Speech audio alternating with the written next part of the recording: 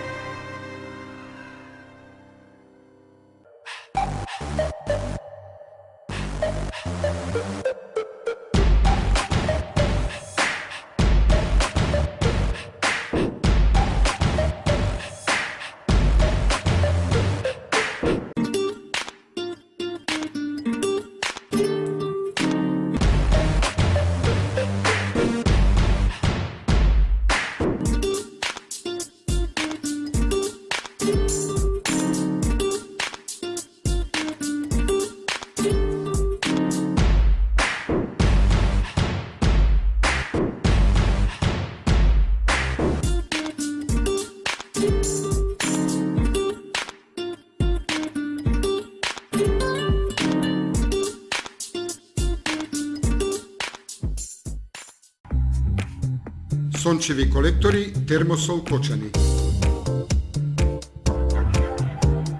20-годишното искуство и стручност на инженер Никола Соколов, вградени во сончеви колектори, ви гарантираат сигурна заштита и благодет во домот. Зошто да плаќате скапа струја? Вградете термосол систем за загревање на водата од сонцето и уживајте преку целата година. Сончевите колектори се најисплатливата инвестиција на секое семејство, а Термосол е единствената фирма која ви дава техничко упатство и гарантен лист. Обезбедува резервни делови за 10 години. Не чекајте, вградете колектор за да ја почувствувате енергијата на сонцето.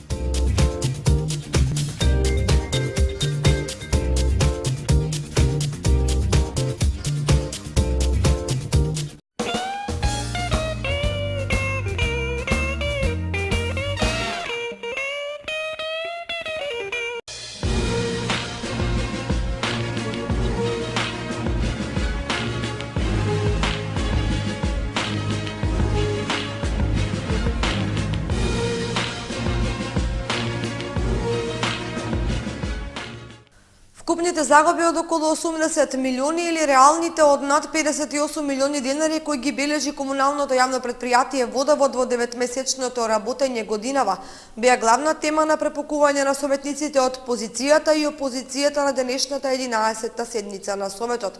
Другите предлог, програми и одлуки беа усвоени со релативно куси дискусии. Извештајот за работата на јавното комунално претпријатие Водовод во првите 9 месеци од годинава вообичаено предизвика најбројни и најдолги дискусии на денешната редовна седница на Советот на општината. на која советниците, меѓу другото, освоија повеќе предлог, програми и одлуки. Во делот на извештајот за комуналното предпријатие, директорот Лјупче Попазов ги посочи причините поради кои е прикажана вкупна загуба од околу 80 милиони денари или реална од над 58 милиони денари. Износот од 80 милиона 560 илјади денари и на самата комисија беше поставено прашањето и нас како раководен тим во комуналното предпријатие во првиот момент кога го извадивме како бројка не загрижуваше, после кога правевме анализа на структурата на самите обврски и потеклото на истите, констатиравме дека во најголем дел, значи 5 милиона и 800 потекнат од незатворени долгови со цесија кон економските оператори кои учествуваат во реализацијата на програмите од финансирање од КФВ заемот. Тие веројатно ќе бидат затворени до крај на годината, зависно од финансиските можности на координаторот на овој проект, односно Министерството за транспорт и врски. Меѓутоа, неговите аргументи не беа доволни за опозицијата, која истакна дека состојбите во комуналното се алармантни. Во споредба од претходната година имаме зголемување за врските за 80 милиони денари. Иако, директори, вие ги релативизирате тие оврски и самите сте свесни дека од месец во месец тие оврски се зголемуваат и никако не можете да најдете начин како да најдете трајно решение со овој проблем и да се обидете тие оврски да ги ставите во едно нормално ниво на функционирање на комуналното јавно предпријатие. Ако го погледнеме рекапитуларот, ќе забележиме дека по основ на платена законска затезна камата комуналното јавно предпријатие има 920.000 денари. Тоа е на сериозна бројка, кои што средства или пари се потрошени за плаќање само за камата. Мислам дека тоа е еден начин, еден репер да се види на какво се ниво функционира комуналното јавно предпријатие. Советниците од опозицијата укажаа и на намалени приходи по основ на геотермалната вода, потоа по основ на наплатата на сметките од граѓаните, а во исто време посочи на зголемени извадоци по разни основи. Советниците од опозицијата потенцираа дека ваквите финансиски показатели се резултат на зголемени инвестициони вложувања од страна на комуналното јавно предпријатие Водовод со цел елиминирање на загубите на вода, замената на 6 пумпи во бунарскиот систем и 3 во препумпните станици, реконструкција на далноводи и цевководи и низа други зафати кои значително го подобрија водоснабдувањето и другите комунални услуги на граѓаните. Екипи од Заводот за јавно здравје од Кочани од денеска ја започнаа акцијата за дератизација на канализацијска мрежа во градот и неколку населени места во општината. Екипи од Заводот за јавно здравје од Кочани од денеска ја започнаа акцијата за дератизација на канализацијската мрежа во градот и неколкуте населени места во општината. При тоа, според најавата на доктор Благица Ѓурковиќ, директор на Заводот за јавно здравје од Кочани, ќе се третира канализацијската мрежа и колекторите во Кочани и во населените места Оризари, Прибачево, Грдовци, Мојанци, Горни и Долни Подлог и во Тркање. Според Ѓурковиќ, дератизацијата ќе ја спроведуваат екипи на Центарот за јавно здравје, како и екипи на комуналното јавно предпријатие Водовод. Акцијата се реализира со финансиска помош од Програмата за заштита на здравјето на луѓето од заразни болести на општина Кочани за оваа 2013 година. Акцијата утринава успешно започна да се реализира со што екипи од Заводот за јавно здравје и од комуналното јавно предпријатие Водовод излегува на терен во настојување програмата за дератизација на канализационата мрежа и колекторите успешно да се реализира. Започнува законската обврска за носење на зимска опрема во возилата. Денешната контрола на теренот покажа дека поголем број возачи заборавиле на законската обврска. Од денеска 15 ноември па се до 15 март наредната година трае законската обврска за носење на зимска опрема во возилата. Денешната контрола на теренот, направена од страна на полициската станица за безбедност во патниот сообраќај Кочани на магистралниот пат Виница Кочани, покажа дека поголем број возачи не ги познаваат законските обврски, а дел од нив во своите возила носат зимска опрема. Започнува законската обврска од денеска 15 ноември до 15 март за задолжително носење на зимска опрема во возилата за безбедно учество во сообраќајот. Заради тоа, значи, возачите имаат обврска да си набават дали тоа ќе бидат зимски пневматици, согласно правилникот член 11, или пак тоа ќе бидат синџири за снег. Возачите треба да бидат исто така запознаени дека заложителна зимска опрема е за отворен пат, а не и за населените места, меѓутоа тоа не значи дека за нивна безбедност истата опрема не може да ја користат и во населено место.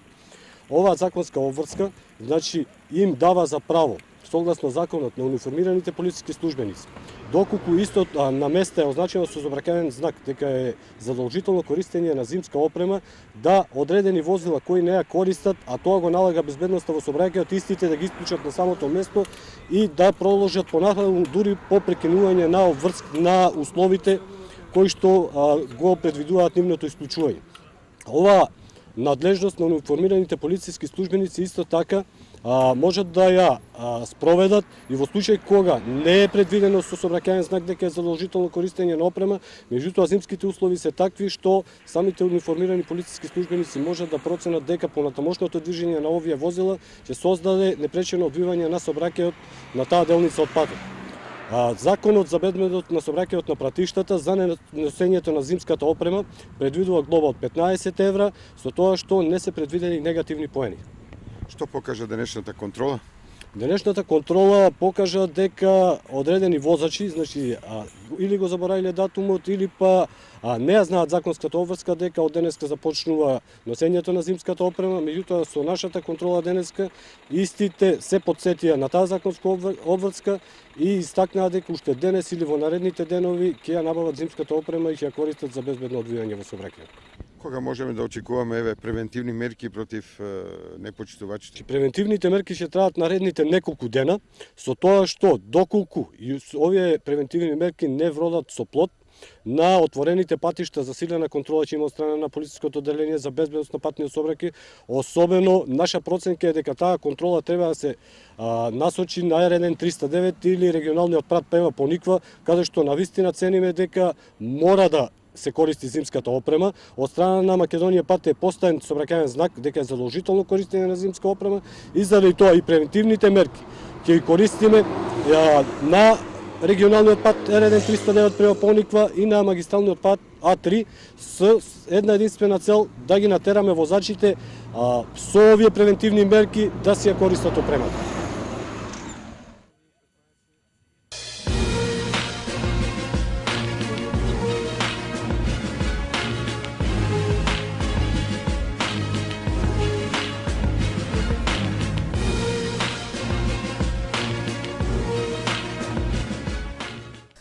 Дивите депонии и фекалиите се потенцијална закана од заразни болести, на кои не им се обрнува доволно внимание.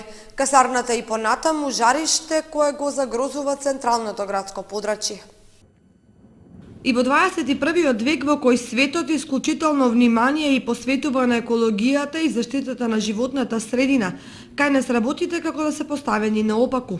Законите, комуналните инспекции и глобите се уште мака мачат да се справат со појавите на загадување на околината. Стари навеки се дивите депонии во периферијата на градот и населените места на кои се фрла се и се што. Но сепак се почнува и завршува со неодговорниот однос на поединци кои не бираат што и каде фрлаат.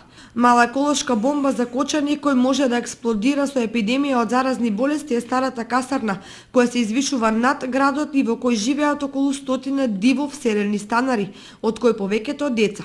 Десетина полски клозети и фекални води кои би требало да завршуваат со канализацијата, течат и по степеништето кое од неа води до центарот на градот. Овдешните жители во околните семејни куќи се жалат дека и лете и зиме од смрдеа не се живее. Меѓутоа не сакаат да зборуваат пред камера од страв да немаат последици од соседите во касарната. Стартуваше Нансен моделот за интегрирано образование во основните училишта во општина Виница. Проектот го отвори градоначалникот Емил Дончев. Околу 50 ученици од македонска, ромска и турска националност од основното училиште Славчо Стојмински од Виница ќе имаат можност да се дружат, комуницираат, учат и вон наставните процеси, благодарение на Нансен моделот на образование кој стартуваше од денеска. Јазичните, верските, традиционалните различности ќе ги надминуваат преку активности за кои се ангажирани две наставнички кои претходно се обучени за оваа работа во Нансен центарот во Скопје. Стартот на овој модел за интегрирано образование заеднички го означија наставниците, учениците, родителите, а свое задоволство и голема поддршка за ваквиот начин на образување на децата изрази и градоначалникот Емил Дончев. У нашиот дел центарот од Скопје како партнери на општина Виница и Министерството за образование и наука да во училиштето Славчо Стоименски овие деца кои што ќе бидат дел од проектот преку игра, преку дружба, да научат повеќе за себе, за разликите кои што постојат меѓу нив, односно за верата, за традициите, за јазикот и преку игра и дружба да ги надминат овие бариери, се со цел во иднина во ова наша општина да живеат заедно и да даваат придомес за оваа општина заедно. Според Сашо Стојковски, извршниот директор на Нансен центарот од Скопје, во фокусот на овој проект не се само учениците, туку и родителите кои најмалку еднаш неделно треба да бидат вклучени во заеднички активности со децата и наставниците, а се со цел тие меѓусебно да се зближат и да разговараат за своите различности. Нансен проектот за интегрирано образование функционира веќе 5 години и се одвива на некој начин преку 3 програми. Специјално оптирани програми за наставници, за ученици и за родители. Учеството е задолжително на сите 3 страни, односно на сите 3 партнери во програмите. Изготвени се годишни програми, НЦ Скопје преку овој модел го покрива цело основно и цело средно образование, со годишни програми наменети за наставници, за родители и за ученици.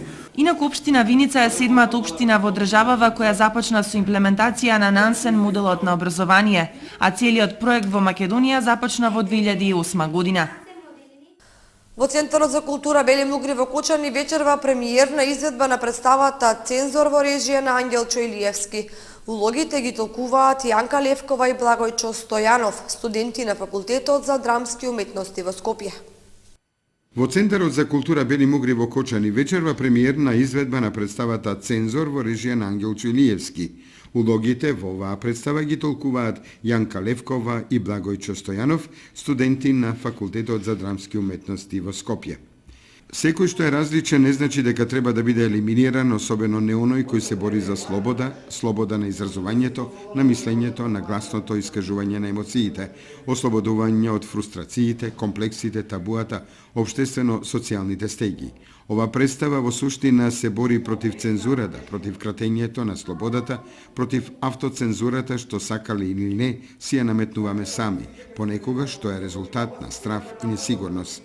Представата во повеќе аспекти јасно говори за состојбата на едно затворено општество преку една тема што во суштина не треба да е табу, сексуалноста. Се бори против визуелноста, а ја отвара и суштината, се вели во рецензијата за представата Цензор од страна на режисерот Ангелчо Илиевски.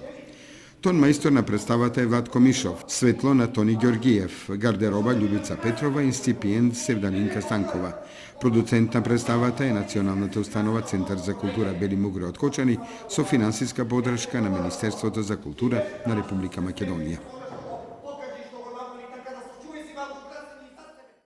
Палењето на отпаден материјал на отворени места лоша навика на граѓаните. Денеска за малку ќе беше запален просторот околу комплексот Асно. Палењето на стар отпаден материјал во градот веќе почна да излегува од контрола. Овој пат група на роми, жители на Кочани, неупотребливиот материјал наместо на градската депонија го складира на игралиштето во близина на комплексот Асно. За ситуацијата да биде уште поалармантна, го запалија отпадниот материјал предизвикувајќи оган на кој најмногу реагираа учениците, кои редовно поминуваат низ овој дел на градот и кои со страв дотрчаа до нашата редакција да не известат за огнот кој за малку ќе го зафатеше целиот простор околу комплексот. Ја тука одам на школа. Секогаш кога минувам, палот огин веќе втор пат. Мен ме е многу страв. Ваквите состојби не се новитет во градот кога поради невнимание се причинува голема штета. А кога намерно се палат огнови на населени места, тие добиваат уште посериозна димензија и говорат за несовесноста на кочанчани. Оттука се поставува прашањето дали надлежните ќе преземат построги мерки за подигање на свеста кај граѓаните да престанат со палењето огнови во урбаните средини.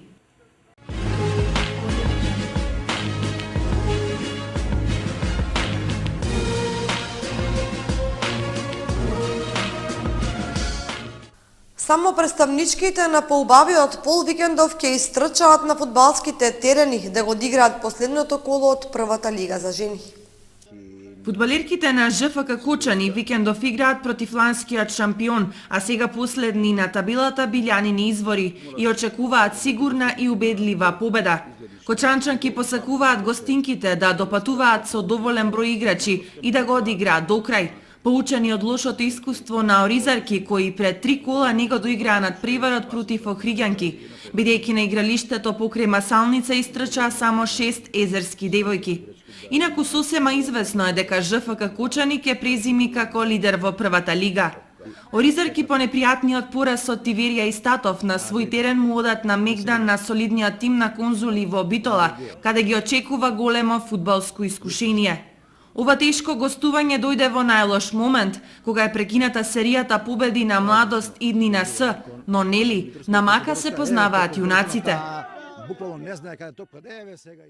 Хуманоста на дело во спортската сала во основното училиште Никола Карев, одржан спортски надпревар наставници и ученици со подршка за изградба на вториот влез на училиштето. Вработените, наставниците, учениците и родителите од основното училиште Никола Карев од Кочани денеска ја покажаа хуманоста на дело. Во спортската сала на училиштето се одржа спортски надпревар наставници, ученици. Средствата од продадените билети се наменети за подршка за изградба на вториот влез на училиштето. Целта е преку УСАИД проектот еднакви за сите. Имаме денеска на 15.11.2013 година, тоа е хуманитарен надпревар, од учениците за учениците, тоест за подобрувањето на инфраструктурата во нашето училиште. Денеска се сретнуваат наставниците заедно со учениците, а после за една недела представници од Советот на родители со наставниците ќе се сретнеме во Кочарка. Собраните средства ќе бидат сите од улазници, од донатори, од спонзори, ќе бидат пренаменети за училишниот влез, таму дека ќе имаме потреба за да ги пренасочиме. Овој надпревар е ревијален за хуманитарни акции, наставници против ученици. Резултатот не е важен. Преку спортските наставни помагаме за новиот влез на нашето училиште, за да се развива спортот и на други места покрај големиот и малиот фудбал да биде светлост во Кочани. Првиот хуманитарен надпревар наставници и ученици заврши со резултат 3:3, полувреме 3:0.